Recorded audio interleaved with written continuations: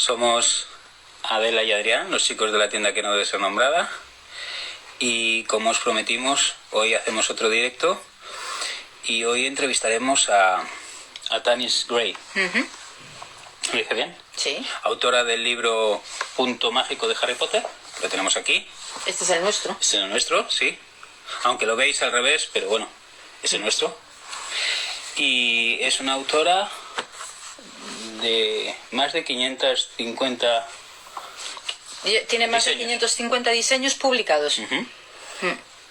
Y su último libro sería este de Harry Potter. Y ahora hace unos días sacó uno de Star Wars, para los fans de Star Wars. Y nada, en este libro tenéis más de 25 patrones basadas en las películas. Y también te incluye datos curiosos. Sí, datos curiosos de la peli. Sí, bocetos de prendas e imágenes de la película y detrás de las cámaras, que son, bueno, imágenes inéditas, que no hay en otros sitios. Y bueno, está siendo un triunfo el libro. Qué bien. Pues nada, intentaremos contactar ahora con TANIS, pero antes, ¿me ofreces un poco de esencia de basilisco? No hay. ¿Esencia de unicornio? Esencia de unicornio, sí. Porque el de basilisco ya lo acabamos ayer. Sí, lo acabamos ayer, es verdad.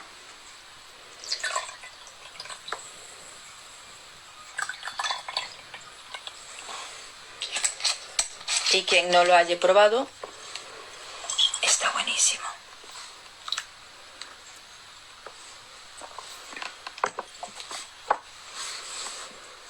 Pues intentamos contactar ahora con TANIS. Sí, aquí. Ahí. Aquí e intentamos pedir.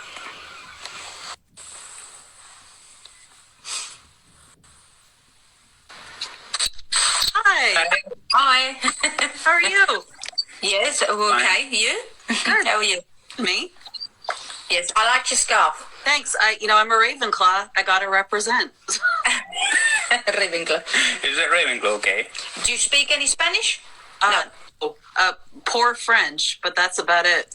Or French. Right. Poquito Okay. francés. Un poco francés, ok. Right. No? Well, no problem.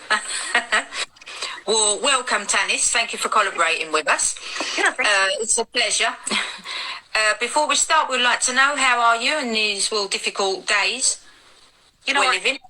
Lots of virtual school and social distancing and lots of knitting and doing our part to keep our loved ones safe. So, how about you? Well, we're a bit more strict because we're in a worse situation than when it started last year. Right. So the shopping centres and big stores have got to be shut all weekend.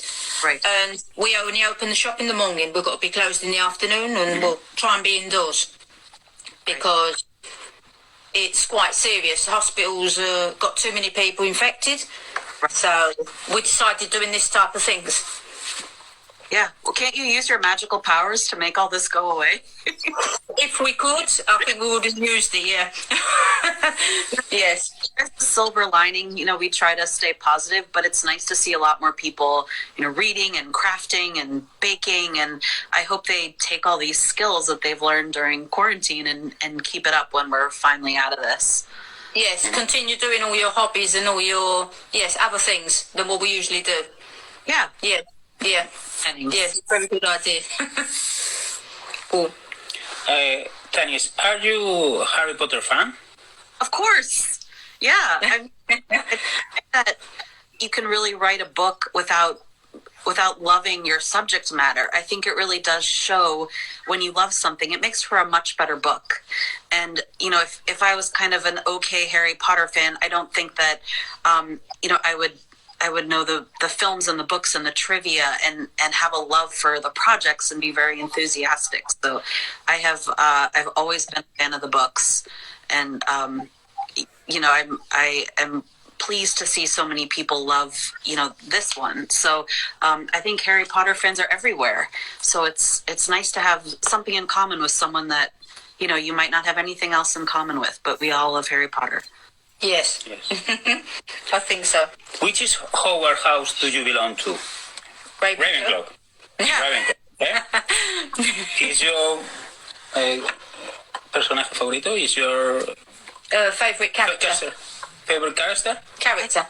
I think Luna is my favorite character. You know, she's just kind of marching to her own drum, doing her own thing, and I wouldn't be surprised if she's a knitter, and she's very crafty. I know she made her little radish earrings, and that's another thing I really love about Harry Potter is there's so many characters, and everyone can find at least one that you know they share some similarities with. Yes. Who are you? Well, my favorite character is Snape, Severus Snape. He gets a bad rap. Yeah. And you're a Slytherin? Yeah, me He's a Slytherin. You do look slightly evil.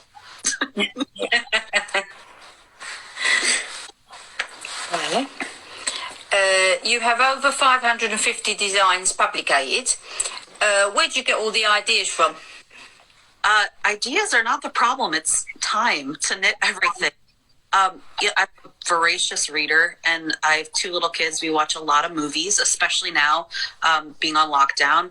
And if you think about, you know, all the films and all the books you've ever read, there's inspiration everywhere. And even just, you know, walking outside, taking our little daily stroll together, there's inspiration everywhere. So I'm not lacking in inspiration. But I like to tell stories. I don't know how much about knitting you know, but I like to... stuff like this is called, these are just stripes, but you can knit with multiple colors. It's called color work.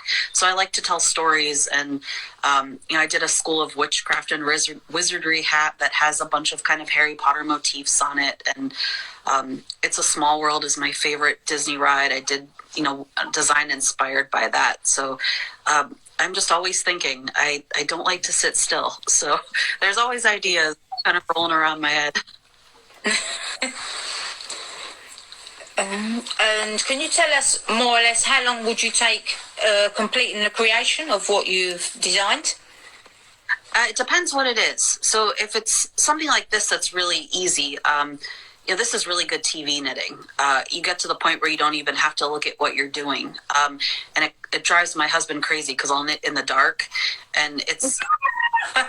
don't have to think what you're doing. So this wouldn't take as long as something like a full-on colorwork sweater or, you know, like just a big garment. So it really depends on the technique and your weight of yarn. You know, some yarn can be as thin as dental floss, and some can be as thick as your finger. So thicker yarn equals quicker knitting. So. Yes. Yes, I heard of that. People knit with their fingers. Yep. When they do big scarves and yeah they do it fast.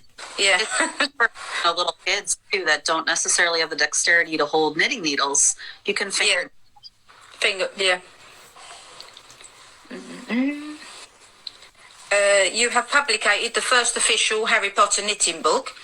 Can you tell us your experience doing it? Sure. This is the book, and it's I think in 11 languages now. But We've got it in Spanish. Oh, nice! It's cool. A book takes about 12 to 18 months. This one took about 16 months. And it's interesting working in an official capacity because it's with Warner Brothers. It's based on the films, not the books.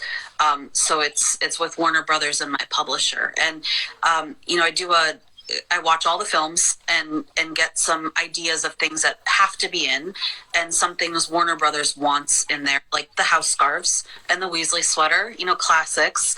Yes. And, you know, get my list and take lots of notes, and then I do a submission call to certain designers. So I might, you know, ask someone who's really good at lace to knit something lace Harry Potter inspired, or someone who's really good at replicating things. You know, can you copy the Weasley sweater?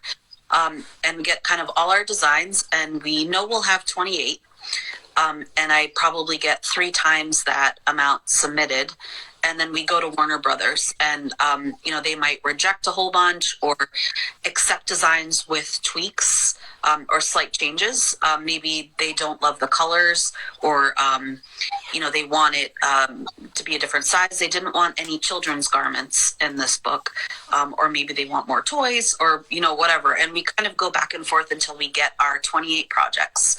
And then I pick up. So that's probably the hardest part, because especially with something like Harry Potter, you know, the colors are very specific, the house colors.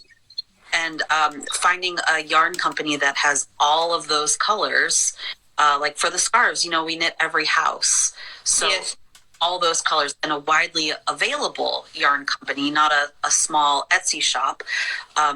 It's like putting a huge puzzle together, and I love puzzles. So it takes... It's kind of fun, and you know, everything gets sent out and everybody's knitting for a few months, and I am writing the manuscript, which is about 210 pages, a lot of writing, and we have a tech editor checking all the math, and you know, we have inclusive sizing, so everything goes up to a 70-inch bust, which is important because most people are not a size 2. Really great for people to pick up a book and say, I can make everything in the and for the unisex, because you know, gender it's not really a thing anymore. So I like the idea of size inclusivity and gender inclusivity, and we schematics, which are like blueprints, and we get things photographed, and it all gets put together, and then magically we have a book. So it's a lot of moving parts. I kind of think about it like a clock. You know, you need all the mechanics and all the cogs and all the pieces, and then it will actually work. So it's exciting to then, you know, it goes up on my door and it's a book. It's you know, nights when the kids are sleeping, and then it's a book. So it's pretty exciting. Yes, it's great. Well, you said a part of it. The designs you received from other people, did you pick them, or did Weber pick them? It kind of depends. So if I'm going after someone who's really good at a particular technique, I might say, I need some lace ideas. Or I might be more specific and say, I need a lace project inspired by the Order of the Phoenix. And, you know, if it's a replica, I'll get official photos from Warner Brothers in their archives that really no one else sees, and send them to the designer and say, we got to replicate it as exactly as we can. And some people, I really like what they do. So I might just send an email and say, do you have any ideas? So it kind of depends on the designer. Okay. Right. Did you have the total control of all what you wanted in the book, or did they say there was things they didn't want? Yeah, there's always some that I... knitter am really attached to, because I know they'd be super fun to knit, but they might not necessarily, you know, portray Harry Potter in the way that they want, or it's not close enough to the idea. I really liked the floor in the house that the Order of the Phoenix has, you know, like the hidden house that Sirius grew up in. It has a beautiful floor, and it's this black and white mosaic, and I did a design inspired by that, and they just said it wasn't recognizable enough as Harry Potter. So while it would be fun to knit and I really liked it, I understand that, you know, it doesn't necessarily work out. And I've film and TV and publishing for years, so you learn how to not get attached to things and just let them go. Yes. And in the end, did you knit it, the floor? But my designs I knit as much as possible. Some things I just don't have time. You know, like I designed the scarf and farmed them out to a knitter because I had to write 210 pages of text. Yeah. You know, with I have a 3-year-old and a 9-year-old. So at this point, I think they were maybe 1 and 7 at the time. So, you know, being a stay-at-home mom while working full-time at home, and now we're in a pandemic, sometimes I just can't knit everything. So I'll do the math and write the pattern and send it out to have knit it. Okay. It just depends. Yeah. We do the best we can. You know, it's only so much. Yeah, with no time, besides you're indoors, it's difficult. Yeah. And I suppose when they go to bed, you probably don't fancy start doing it. You probably want to watch telly or read a book or do something else. Right. So it's quite difficult. Exactly. Another question they sent to us. Did J.K. Rowling see your book, or did she have to approve something? No, it has nothing to do with her. Nothing to do with her. Okay. So I'm not sure if she saw it. Maybe, but it had... I never had a conversation with her. It was all with Warner Brothers. Mm-hmm. Because we talked to other illustrators, and they said to us that they sent their pictures to her, and she had to apply if she liked it or not. So it was just a curiosity of knowing if she said, "Well, the book's okay," or no, but you don't know. No, I because it's based on the films, not the books. So yes. I like to think maybe she has a copy on her shelf, but I don't even know if she's a knitter. Okay. We call non-knitters civilians, so I don't know if she's a civilian. Which is your favorite pattern in Harry Potter book? Oh man, that's like choosing a favorite child, right? If we're talking about my designs, things that I designed, I really like this one. It's the wizard. Wow. Yeah, that's our favorite one. Yeah. I love night bus. I love the idea of this giant purple bus whizzing around the streets. And stranded colorwork is my favorite. I really like the buckbeak pullover too. That's not my design, but it's just it's one of those magical sweaters that looks good on everyone. Yes. That's a flattering, and I like them all for different reasons. This one always felt kind of sneaky to me. It might not show up for a while. We hid the border of the feet. Yes. In lace letters, and that's just like a total nerdy knitting thing that I love. It's knitting has a long history of secret messages in World War II and the American Revolution and hiding codes and knits and pearls. So I almost felt like we were channeling that a little bit. So it depends on the day. But I like everything that's in the book. That's important to me. I don't want a project that I'm not feeling is strong enough or that other people would want to knit. So I have to like everything. There's a lot of people who have a say, my editor, Warner Brothers, all the powers that be, but I get a nice seat at the table as well, saying, this is going to work and this won't, and this is why. So, there's a lot of people involved, but they respect my opinion, which is nice. Mm-hmm. Or one pattern, which she's quite bad in it. Yes. It's marvellous, but scary as well. Umbridge is such a good bad person. With her creepy little giggles, and she's just looks so sweet. Yeah, and her outfits get more violent as the film go on. She starts in like a baby pink, and then towards the end she's in bright fuchsia. So I love these little visual cues that she's getting increasingly evil and more pink. But I love that, and I love how this was styled. They've got the cat plates in the back, and yes. Sweet, but like she also wants you dead. So yeah,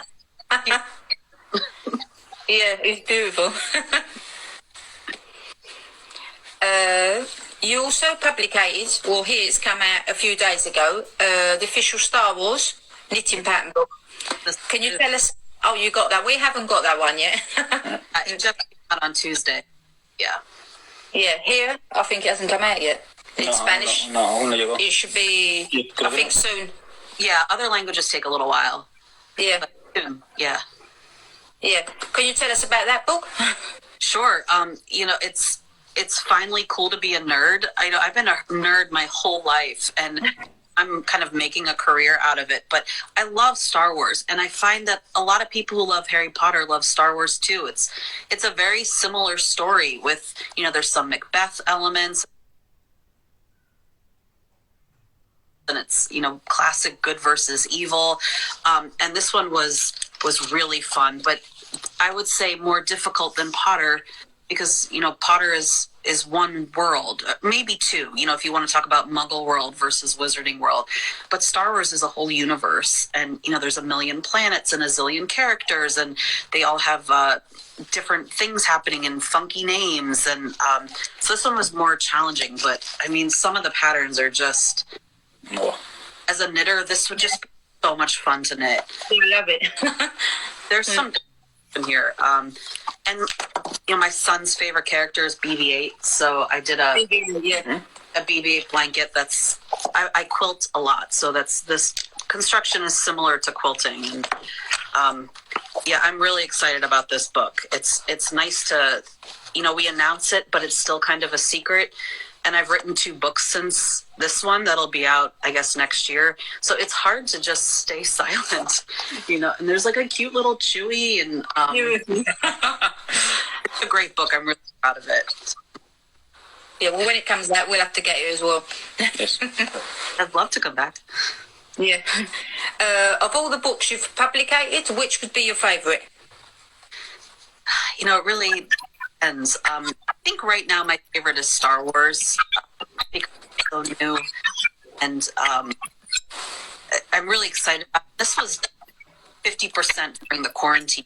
Everything had been it, and the writing had, but it's amazing how we managed to put this book together in the middle of a pandemic, and photograph with a COVID coordinator called, on set, and making sure everybody was safe, and challenge. But one of my first ones was Capital, and that I self-published based on the architecture. We live about maybe 6 miles from the White House, and we used to live a block away from. So Washington, D.C. is a city that means a lot. So I did a book. I like that one too. I like them all. You like them all. Well, for now, our favourite one is this one, Harry Potter. Yes. Yeah. Well, I love it. it is magical. There's something about Harry Potter, and the story is, it's such a good story. And then as a knitter, to be able to combine a story that you love with a craft that you love, it's a great combination. Yes, it is. Have you thought of doing an official Fantastic Beasts one? We have. I can neither confirm nor deny that that's in the works. So we can see the future. I've got a lot to believe. Have you ever been to Spain? I have. I studied French in Po, which is very close to Pyrenees, and we drove into Spain one day to get ice cream, and it was not for very long, but it was so beautiful. And we actually had plans last year to go back to Spain. I really want to see the church, the La Sagrada Familia. Though I did a project inspired by it. I did a knitting architecture book, but plans had to be put on hold. So someday soon. Yes, when it all changes a bit to better, we can all travel again. The culture and architecture, and oh my God, the food just look amazing. So yeah, it's too good. We've all gained that quarantine 20, I'm sure. I think when we're going to start the diet, but every time you're locked in again, and food is like the only right now. Yeah, you keep going to the fridge, to the cupboard. You think, God, I won't buy it, and then you go to the supermarket and you got to get it. So, see if we can start going out and do some gymnastics and things and running because, well, encerrados. Ansiedad. We'll worry about it later. Yeah. Yeah. For now, I'll enjoy it. And the last question, can you tell us about your next projects? I cannot. I finished 2 more books.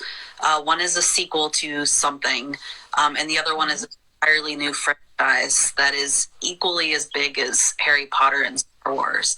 And it's probably the thing that I am most excited about of all. So that's my 13th book. Star Wars is 11th, yeah. And I'm about to start another one. So I'm not allowed to talk about them yet, but they're very exciting. They'll be out next year. One, I think we're hoping for fall. We're kind of at the mercy of COVID and shipping from the printer. Yes. The Star Wars was supposed to come out the first week of January, and because of COVID, shipping was just delayed. No big deal. But it's hard to make plans with release dates when everything is still kind of in flux. So yes, one hopefully in the fall, and then I think one around this time next year as well. Okay. Well, we'll be watching. Yeah. No, I gotta be working, or I think I'll go quietly insane. Well, that's all the questions they sent us, the fans.